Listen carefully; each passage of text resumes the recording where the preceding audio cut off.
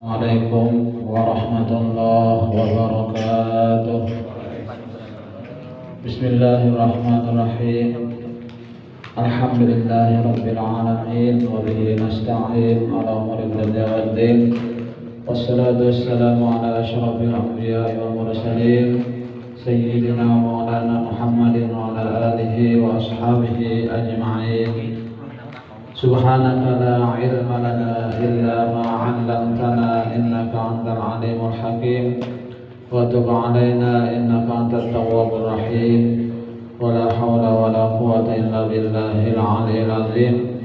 Rabbi shrah li sadri wa yassir li amri wa hlul 'uqdatam min lisani yafqahu qawli, amma ba'du. Hadirin jamaah Maulid Rasul sallallahu alaihi wasallam yang dimuliakan Allah.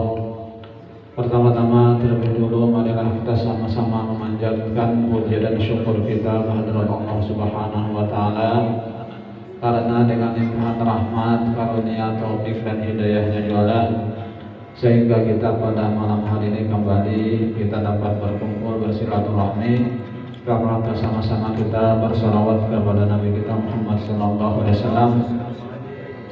Kemudian dilanjutkan dengan sama-sama kita menghidupkan majelis ta'lim. Salawat serta salam semoga pula senantiasa tercurahkan kepada junjungan kita Nabi besar Muhammad sallallahu alaihi wasallam, pada keluarga beliau, sahabat beliau, dan orang-orang yang senantiasa mengikuti jejak langkah beliau hingga yaumil qiyamah. Dan semoga kita termasuk golongan orang-orang yang mencintai dan mencintai beliau dan akan bersama-sama beliau nanti dalam surga Allah Subhanahu wa taala. Amin ya rabbal alamin. Qala al-mu'allif rahimahullahu ta'ala wa nafa'ana bihi wa bi 'ulumihi fid dharain amin. Diam itu senantiasa perilaku ahli ilmu kecuali ketika darurat. Dan di dalam hadis, idza ra'aytumur rajula qad utiya sumtan wa zuhdan faqtaribu minhu fa innahu yulaqinul hikmata. Yang artinya, apabila kamu melihat seseorang telah diberi diam dan zuhud, maka dekatlah kamu kepadanya, karena ia mengajarkan hikmah. Hadis riwayat Ibnu Majah dari hadis Ibnu Khalid dengan sanad yang lemah. Dan dikatakan orang alim ada kalanya alim umum, yaitu mufti. Mereka adalah teman para sultan, atau orang alim khusus, yaitu orang yang alim tentang tauhid dan ilmu hati. Mereka adalah teman tempat yang terpencil. Mereka terpisah-pisah dan menyendiri. Dan dikatakan seperti Ahmad bin Hanbal, imam yang empat, ya, Ahmad bin Hanbal itu seperti sungai Dajlah atau Tigris yang setiap orang dapat menyibuk daripadanya. Artinya kayak sungai, ya kan? Jadi banyak orang belajar maksudnya di situ. Dan seperti Bishr bin Al-Haris itu seperti sumur tawar yang tertutup, di mana tidak dituju kecuali oleh seorang demi seorang. Mereka mengatakan fulan alim, fulan mutakallim, artinya ahli mukalam, fulan lebih banyak bicara, dan fulan lebih banyak perbuatan atau beramal. Abu Sulaiman berkata, mengenal diam itu lebih dekat daripada mengenal pembicaraan. Dan dikatakan apabila ilmu itu banyak, maka sedikitlah perkataan, dan apabila banyak perkataan, maka sedikitlah ilmu. Salman berkirim surat kepada Abu Darda radhiyallahu anhu di mana Rasulullah SAW telah mempersaudarakan antara keduanya. Lalu ujar Salman, "Hai saudaraku," kepada Abu Darda, "telah sampai kepadaku bahwa kamu duduk sebagai tabib yang mengobati orang-orang yang sakit." Tabib lah, tabib ini juga kita dokter ya, atau semacamnya ya, yang bisa mengobati orang sakit. "Lihatlah, jika kamu menjadi tabib maka berbicaralah." Artinya karena mencari karena menjadi dokter, menjadi orang yang pengobatan, pasti banyak berbicara ya kan, banyak berbicara. Karena perkataanmu adalah obat atau penyembuhan. Dan jika kamu sebagai orang yang berpura-pura menjadi tabib, artinya pura-pura aja, maka takutlah kepada Allah. Artinya ada tabib ujuran. Takutlah kepada Allah, janganlah kamu membunuh orang Islam. Artinya kalau salah pengobatan bisa mati orang ya kan. Nah, karena ini adalah pura-pura aja, ada tabib beneran. Setelah itu apabila Abu Darda ditanya, maka ia terputus-putus perkataannya, menjawab tadi ya kan.